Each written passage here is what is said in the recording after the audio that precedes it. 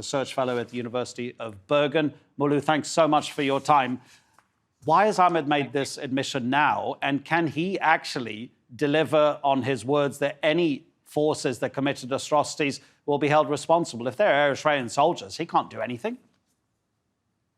Yeah, thank you for having me. Well, it's surprising as it's sad, really. After long months of denial, and all of a sudden, all these revelations were made today, but with lots of caveats.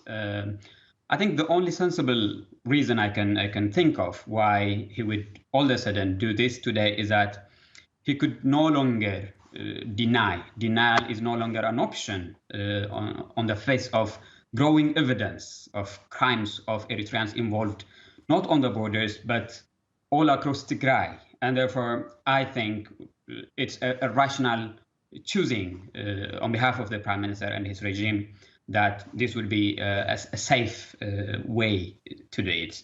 That I think would be an explanation, a potential explanation. Is it also a safe and easy way for him to blame Eritrean troops? Are there similar accusations made against his own troops that he sent into Tigray? Yes, on the other question you asked, actually.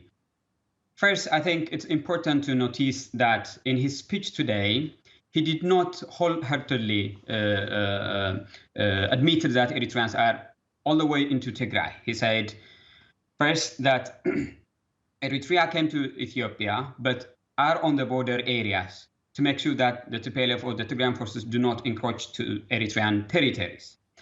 He also said that Eritrea asked a guarantee that TPLF would not stay as a threat against Eritrea, and that he could not provide that. That's why, for him, that they are in. But all along, even if he was asked, for instance, by the General Secretary, that if Eritrean armies are anywhere in Tigray, he have been vehemently denying. When it comes to investigations, of course, there is no way he could investigate even his own troops. The things that has been transpiring shows that there is no willingness to investigate even Ethiopian troops, let alone Eritreans. If you actually listen to what he has been saying, he says there are ongoing discussions along with the Eritrean authorities on to bring about justice against anyone who has committed crimes.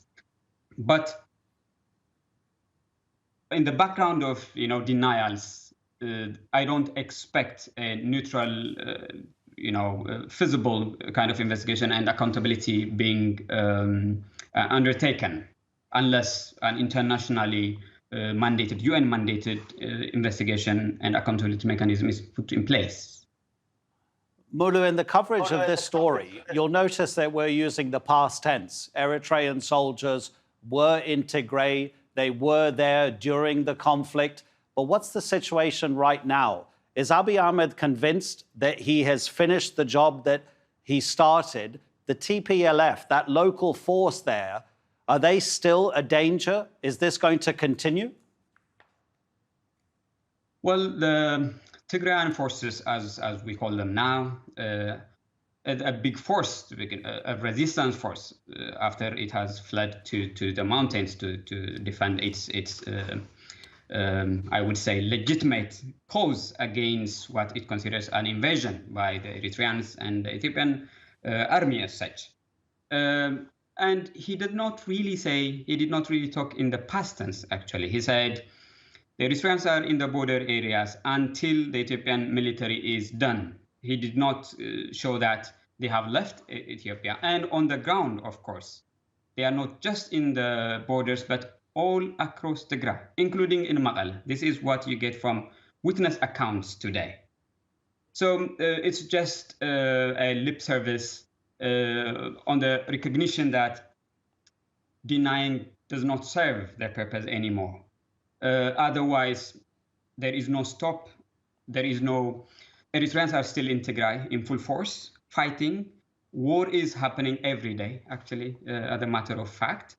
And therefore, the speech that the Prime Minister made today does not make a difference, really, on the ground. Mulu, thanks so much for joining us on TRT World. Mulu Beyene from the University of Bergen.